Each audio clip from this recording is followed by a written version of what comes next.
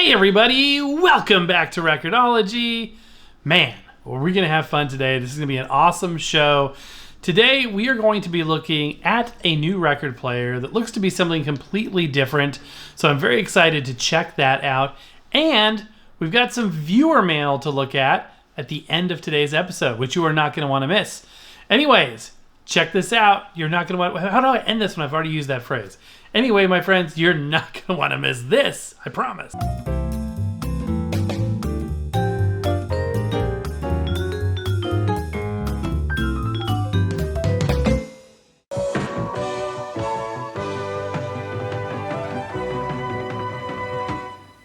Welcome back to the illustrious Record-ology Studios. Today I'm excited because we are taking a look at a brand new, and not just brand new because the product's new, but I've never seen this before. I've never heard of these guys. I've never seen this product or anything similar. It looks to be very different, very unique, which is really good for us, and I like that. We're going to get to check out something new and unique. This is a Stackstone brand record player, kind of a turnkey solution. I think it has built-in speakers, sort of an all-in-one, but not in the way that you normally think of one. Also, this hefty package up here, which I love the dimensions, 12 inches by 12 inches, means vinyl records. I'm hoping that is viewer mail, so stay tuned to the end of the show and we'll unbox that, open that up, see what's there. But in the meantime, it's all about this guy. So I want to point out one thing. When it says Stackstone, it may be literally a stack of stones because this box is heavy. How heavy? This thing is literally approximately 25 pounds. As you can see there, 11.37 kilograms. This thing is heavy, very, very heavy. So I'm curious how and why that is the way it is. But regardless, it's time to open this thing up, see what we got. This one has been piquing my curiosity ever since I first heard about it. And I didn't do a bunch of research, which makes it more interesting to review, I think, because we can really kind of spend time discovering the product together. And of course, we'll test it out, make a determination on what we think. But in the meantime, let's just see what it is. I'm excited. Okay, we got retail packaging. Okay, there's the box within a box. Savage the One. Belt drive layered turntable with built-in speakers. Okay. Original dual layer pro shock absorption. That's needed because the speakers are built in. You've got to have some sort of sound dampening so that the vibrations of the speakers don't impact the stylus. Stereo speaker 2x2x2 independent unit. Supports wireless speaker function. Supports 2 speeds, 33 and 45. And if we go over here, we can see a bit about the customer service. So a 7-day refund guarantee, a 48-month full warranty, and 24-hour customer service. Looking around this side of the box, we can see it says specifications, but basically the make, model number, and the turntable speed, made in China, Stackstone Products Inc. And over here it says Stackstone is a trademark of Shenzhen Stackstone Technology Inc. and is used under license. There's another box. Just kidding. Okay, so protective cardboard. That's to protect the knife that we just used from damaging the product. They'll do that a lot of times when there's a dust cover right under there. Look at this. A ceramic aligner tool, 45 adapter, a belt, and then the user manual. I love the fact that this is, I keep saying this is new, but that's a big deal to me because a lot of times we see kind of different versions of the same thing. There's power supply. So it's fun to see something truly unique and different. Okay, so it's got that type of dust cover that, well, this, I don't know what you would call it, but this type of a dust cover. Not my favorite kind of dust cover. I'll say that at the outset, but at least it's something that's just not my favorite way of doing it. Silica gel packet. I like the fact that they use the sort of platter mat piece of paper for the how-to stuff as well. And then the device itself wrapped in a fabric wrap. When I lifted this out of the box, this fell out on the bottom, which is fine. I mean, this is a hunk of metal and a heavy one. We'll look at that in a second, but I should have remembered. Oftentimes they put those underneath the turntable, so it kind of fell down by my feet. Good thing not on my feet because it probably would have crushed it. This thing is substantial. And I'm telling you now, this is either solid steel or iron because it is beefy. This definitely accounts for a large portion of the weight, which is a good thing because a heavy platter means stable speed, rotation is going to be more uniform. Okay, this is smart. They put the dust or the slip mat on top, so it's one of those rigid felt types, and this thing is very heavy. You can really get a sense for the thickness right there. It looks to be, gosh, I don't even know how thick, but it's maybe 1/8 of an inch thick. Yeah, it's got some heft to it. All right, let's take the styrofoam off of the ends. Always check to make sure there's no accessories hidden in any little nooks and crannies like this as a counterbalance, because that's something that you will often find with product packaging. So I've had people say, oh, I accidentally threw this part away, not realizing that it was in the packaging. So make sure you got everything you need before you throw anything away. Looks like we've got everything else out of here, which is good. And again, it's wrapped in a fabric wrap, not plastic. It's got a plastic overlay. Look at this thing. Okay, it's starting to get really interesting. This looks like professional audio equipment. This metal panel here with these like switches, and we'll look at everything closer, looks amazing. And the wood, it's not just a cheap veneer. I mean, it is a veneer, but it's like you can tell it's a nice one. There's texture to it. Okay, where do we begin? Let's start with the sub platter here. So we've got a plastic sub platter. Look at that. The Roman numeral numbers. That's cool and odd. Wow, I've never seen anything quite like that. And I always do this with these. Oh yeah, check out that nice gentle descend. You can also put a drop of white lithium grease in there if it doesn't already have it. Now the spin test. This will tell us a number of things. Oh yeah, look at it go. Look at it go. And again, this is the sub platter. So the platter itself rests on this, and it uses just regular adhesion in order to make contact. There's no screws, there's no physical attachments. Just the weight of that heavy platter is what holds it and binds it into place. So look, it's still going there. And it's got little notches here. Okay, so maybe these little notches catch on the platter itself. Cool. And then we've got the motor pulley over here, so that belt will go around here and around the sub platter. Now, because this is sound dampened, it has some suspension in there. So it looks like they put these little foam pieces in there to protect it. The attention to detail and quality so far is very impressive. And now you can see it's got a little movement. I still need to remove these from the other side.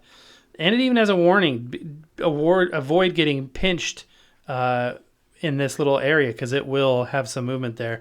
And look at the passive reflex on here, the passive bass reflex port. That is very slick. Yeah, you can see it's probably silicone surround there. Love it. Looks great. Fantastic. And same thing on the other side. Also has another passive reflex there. Okay, since we're kind of in the neighborhood of this tone arm and whatnot, let's take a closer look. Okay, I've never seen a tone arm come with this much packaging on it and kind of well done like this. So it's got an actual cable tie, a Velcro cable tie holding it down, not just a twisty bread tie, which is what everybody else uses. And then we've got a piece of protective film on here, so I'm going to remove this. And yeah, this uses an Audio-Technica 3600L cartridge, which is why the counterbalance markings can be printed right on the shaft here. So the counterbalance doesn't have an adjustment dial. In fact, it's got an off-center hole, and that is because you can put it on just like this, and then using this face, the front of it, you can adjust it to the sweet spot, which in this case is 2.5 grams, and that's it. That's all you have to do to set the tracking force. Now, if you want, you could go and validate that with your tracking force gauge, and it is still fully adjustable by doing this. And if you put a different cartridge on this unit, you have the ability to make that adjustment as well. I don't see an anti-skate adjustment, but I do see what looks to be a nice, interesting, heavy-duty, high-quality cueing lever. This is really nice metal. It's like a machined grip on there. And also the tone arm lift shelf has a gap in the rest position, which is good. So as you could see, I was doing that while it was in this rest position without affecting it. Only when the tone arm is rotated over does it hit this rubber lift shelf, which again, I'm glad it's rubber. It's actually kind of a nice soft foam rubber. And that's all good. That's all fine and good. The gimbal, I've never seen this gimbal before. Let's go ahead and test it out. Okay, it's got a little movement to it. It's not rock solid. The base is rock solid. This has a little bit of movement. So this is a plastic sleeve. The actual tone arm itself is probably aluminum. It's definitely metal. But no, this isn't bad. It's just, it's got a little movement, and that is what it is. Again, I would love to have seen an anti-skate adjustment, but I do not see that. So either it doesn't have one or it's factory set. In fact, we'll test that. We'll put on a flat disc and we'll test that. All right, looking down in this region here, we've got a couple of switches up here. I love this. All metal. This panel is all metal, brushed. It just looks slick. It looks really, really slick. Although you would need a special tool to take it off. It's got sort of this hex wrench pattern, which wouldn't be impossible, but we'd have to go to the hardware store and buy that tool. So Bluetooth and LP mode, 45, a number 2, and 33. I'm not 100% sure what the 2 means yet, but I'm guessing that's the off position. We also have the volume knob. Ooh, that is metal, nice, and it is with a good drag on there as well. So it's on and off and volume knob because it has built-in speakers. Then we got a little info sticker on here telling you about the power on, vinyl mode, and then the Bluetooth mode as well. And then you've got the branding there, which looks slick. I love it. Okay, here is the head shell assembly. This is plastic, but you wouldn't know it until you touch it because it really looks like metal as well. It's even got like kind of a gunmetal gray color and texture to it. Unfortunately, it is permanently affixed to the tone arm. It's not a removable head shell. That isn't to say that you can't upgrade the cartridge and stylus, because there's screw slots on the top where you can either make adjustments to the alignment of the cartridge or you can replace it altogether. It's got nice insulated wires back there as well. Let's go ahead and remove the stylus guard. And there it is, the 3600L. Fantastic beginner cartridge. Should sound really, really good. And that's it for the tone arm. All right, now let's look behind this speaker grill. I love the fact that it's removable. Yes, look at that. That's cool. First of all, this is really nicely done. I love this fabric and the branding there. We got some kind of monstrous face there. Kind of looks like a Bigfoot to me. And then this is a plyboard material. But not only did they cut out the speaker openings, but they even put a bevel on there. Speaker tabs, pressure tabs there. 6 of them, not just 4 of them. And then we've got the speakers. So basically, think of like 2 small bookshelf speakers on their sides, which are 2 ways. So you got the tweeter and then the main driver as well. They should sound good depending on how everything is done internally, the amplification, all of that good stuff. I'm excited to give it a listen. Let's go ahead and put that back on now. And let's take a look at the back. I really wish it would have had a hinged dust cover, more traditional dust cover. That being said, it's kind of nice to see this area of the plinth bare like this. It's kind of a clean look. So obviously this dust cover comes off when you're not using it, and you have to find a place to put it. And then when you are ready to put it away, you can put it on top. Anyway, on the back panel here, we've got a terminal here for the ground wire if you're using an external preamp. The built-in preamp switch, we're going to set ours to line mode. Well, actually it doesn't matter because we're using the built-in speakers. So you have 3 options. You can either use the built-in speakers, or you can use a line output mode into some powered speakers, or phono output mode into your own phono preamp, which is cool. And there's the RCA output cables. Awesome. The pitch controls are on the back. And that reminds me of this guy that they threw in. This is awesome. This is something I did not have, wanted to have, and will definitely hold on to. This is essentially a screwdriver that doesn't have a metal tip, so it's non-conductive.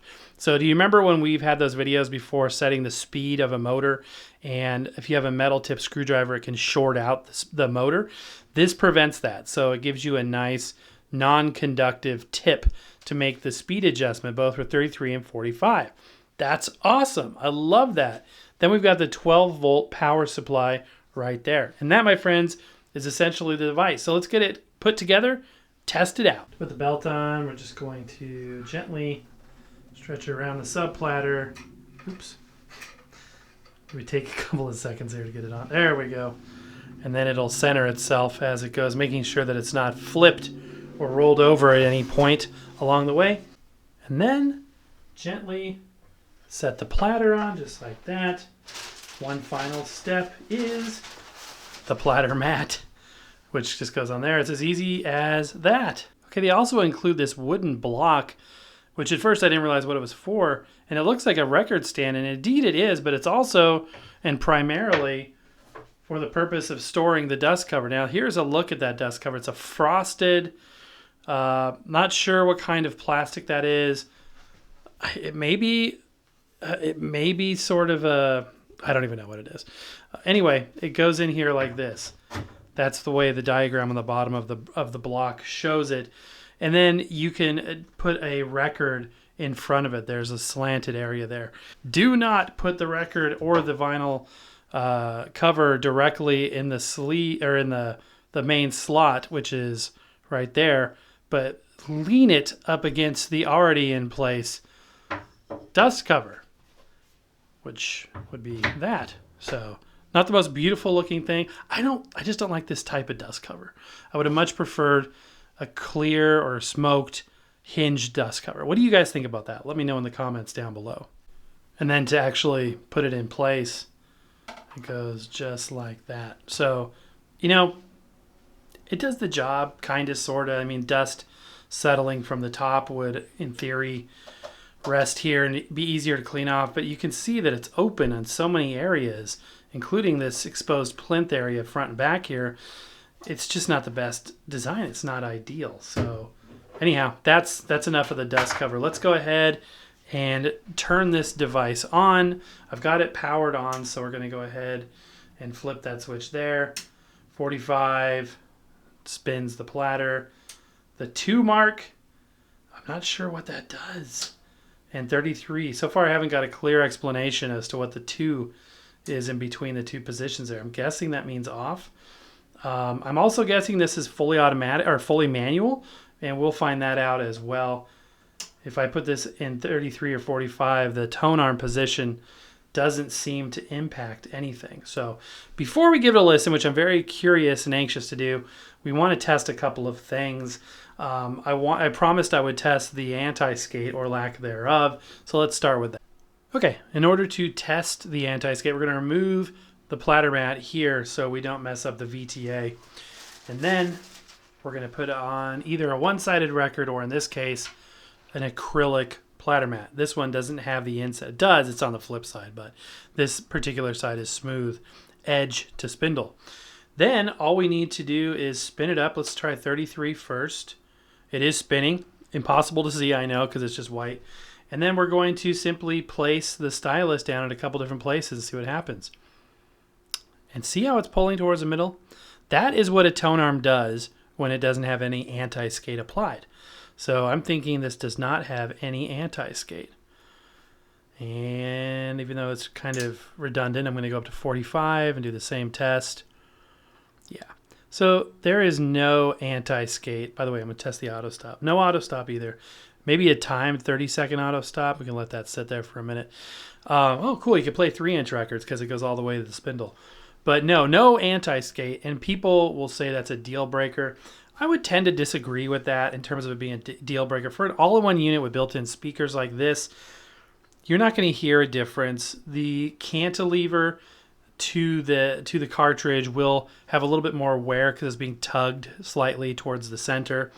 That's the biggest thing. In terms of like a bias towards the inner groove or outer groove, for this level of equipment, it's just not going to matter, in my opinion. So it would have been nice if there was an AntiSkate, but the fact that it doesn't have one is not a complete deal breaker to me. And that is still spinning. So I don't think that this has an auto stop, even a timed one. So there we go. We've solved that mystery. I'm not going to do a stylus pressure test, or I should say a tracking force test, because we're going to assume these markings are accurate. And again, if you wanted to verify those, you can do that absolutely. However, I do want to verify that the speed is accurate, because if it's not, we can make those adjustments and dial it in perfectly. I've noticed a couple of times when I grab this thing to move it, I accidentally stick my finger, my index finger, right into that surround, which isn't good. So be careful with that. Okay, so for this, we're also going to take off the platter mat and put on our stroboscopic disc. Obviously, this is going to be a strobe warning. I want to point this out too. Notice the dimensions of the platter and the platter mat. So it's slightly less than a full-sized platter. I actually like this size of a platter because it's large enough to support the whole disc, but also gives you a little bit of grip on the sides of the records. This really makes it easy to take the record on and off without having to use your fingernails to grab it, which is nice, especially if you don't have fingernails. Okay, so this is a strobe warning. We're going to go ahead and check the speed accuracy. Okay, with my new tweaker tool, I'm going to point this right here. This is where we're going to be looking first for 33 RPM, and those lines should appear stationary. And as you can see, they are marching a little bit to the right, which means they're a little slow. No problem, because we can make that adjustment. Meanwhile, we're going up to here to look at 45, also marching to the right, a hair slow as well. Now, the only thing more boring than watching paint dry is watching somebody adjust the speed of a record player. So I'm going to do that off camera, but I'm going to dial it in perfect. Okay, just finished. And it should be noted too that you may want to check the speed again in a week or two after you've played it for a while, because sometimes it takes some time for lubrication to move around, belts to kind of stretch into position, and the turntable as a whole to really settle in. And so sort of a burn-in period. So, but for today's purposes, it's dialed in perfectly. Let's go ahead and give it a listen finally and see if all of this cool design and build quality equals high quality sound. Okay, for music today, we are going to be sticking with the tried and true Future Sound Shock by Enoch Light and his orchestra. And I want to point out too, on the specification side of things, something that I thought was kind of interesting. So power-wise, when connected to Bluetooth, this acts as a Bluetooth speaker. So you can hook up your phone to this, and it will use this speaker connected to your phone. So it doesn't transmit Bluetooth, it receives Bluetooth. And if you're in Bluetooth mode, you get 4 ohms, 12 watts by 2. However, the amplifier for the phonograph is less. It's 9 watts by 2.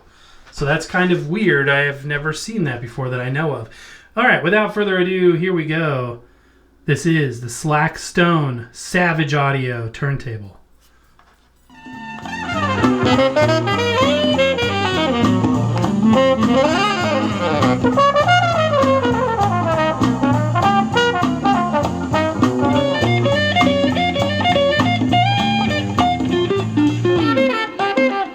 So far, I'm impressed. It sounds good.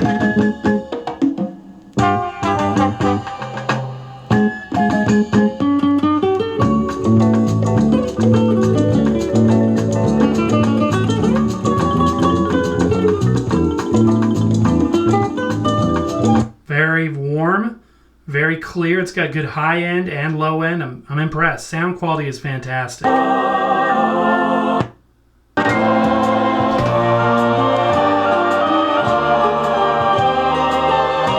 It's not the best track to test with.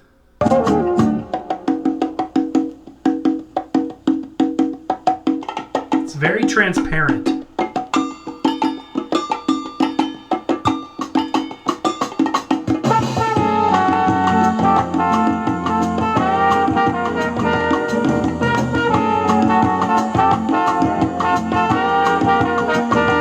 Very nice.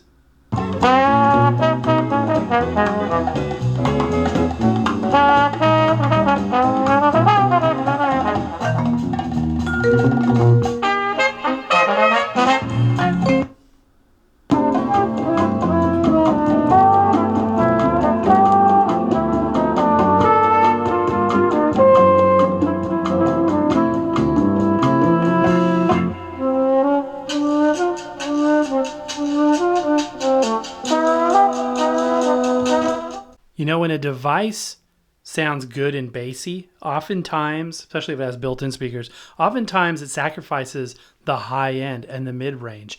This is an exception. It's good and boomy and warm sounding, has plenty of bass, and I'm not just talking about ridiculous bass distortion, but clear, non-distorted bass. This record is fantastic to test for that.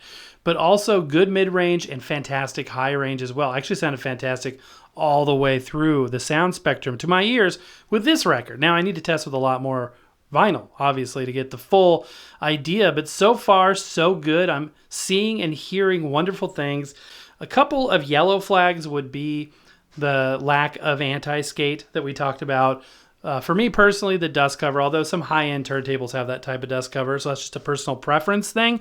But for me, I do like the more, robust, complete dust cover, which they could have done for this. It was a design choice, and perhaps a cost one as well. But I love the metal components to this. I love the weight, the heftiness.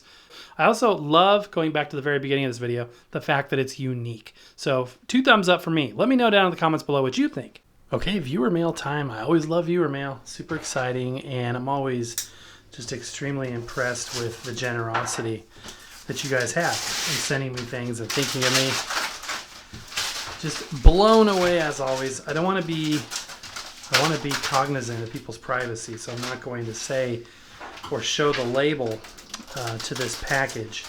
Wow, this is incredible. And we've got a letter here, so I'm going to go ahead and read this. Hi, I had a few extra albums, which I don't really need since I have other versions of them. So I'm sending them to you. They're in good shape, and I hope you enjoy them. From Scott B. Scott, thank you so much. This is so generous. And this is awesome. Look at this. Look at this cover art. This is incredible. These are in fantastic condition. 1965 issue. I love it. Absolutely. Wow, the best of Glenn Miller Volume 2. So it's Volume 1 and Volume 2. Also in immaculate condition. Wow, this is like a Glenn Miller treasure trove, Volume 3 as well. Scott, this is incredibly, incredibly kind of you. Cool, Perry Como, yes. Awesome, I love Perry Como music. These are fantastic. These all appear to be so far 60s era records, and they are just in impressive, impressive condition. Yes, Al Hirt. All right, I love me some Al Hirt music. This is good music to work by, to sort of have it playing in the background. I love it. If you're a fan of big band music and you kind of want to listen to something different, I recommend Al Hirt, and you will find his records everywhere, albeit not usually in this good of condition. Floyd Kramer. I love Floyd Kramer. So Patsy Cline tie-in. Floyd Kramer played the piano on Crazy and a lot of Patsy Cline songs. And he has his own complete style, and this is really cool. He was one of the artists that was responsible for the Nashville sound. This is a 1964 release, and this is incredible. Yes! Oh, cool! The Best Buy Series stamped edition. That is very, very cool. Glenn Miller plays selections from the Glenn Miller story. Incredible. Yes, On the Air. Oh, these are great. Wow, volumes 1, 2, and 3 of Glenn Miller On the Air. Wow. These are a very desirable set of records. This is very, very cool. These are in fantastic condition. I can't get over the condition of these records. Absolutely fantastic. This is great. Thank you so very, very much, my friend. It's greatly appreciated. And while I was getting ready for this video, and after I filmed the intro, another piece of mail arrived. So we've got one more viewer mail, and I'm so excited to open it. And then we've got this extra surprise from Trish. Thank you so much. Got an envelope here, and inside a letter. Received this amazing letter that says that she has been making music mixes on CD for 20 years and decided to give me 2 of her creations. So thank you so much. And we've got some stickers here and a couple of CDs. So this is really, really cool. Beach Party 2024 and Cocktail Hour 2024. Can't wait to check these out. Thank you so very much. Oh, cool. This is awesome. You can tell a lot of work went into this. Good music as well. I love these little cases. This is super cool. Thank you so much. Very, very kind. All right, my friends, and that is going to do it. I'll put a link down below if you're interested in this product. I thought it was very, very cool. I hope you did as well. Mostly, I hope you enjoyed the show. And sorry for the slight delay in programming, but we are back at it again. And sure enough, the vast archives of Record-ology are piling up with more cool things to share with you. Some stuff that's very unique, and I'm very excited to share it with you. And it's just going to be awesome. We've got so much cool stuff coming up. I'm excited to be here. I hope you are as well. Don't forget our merch, our custom-made 45 and Seeberg adapters, and all of that cool stuff. Plus, I think we're overdue for a live show and a giveaway. So stay tuned for more on that as well. Thank you for being there, but that's going to do it for today, my friends. So happy record hunting, and we'll see you next time.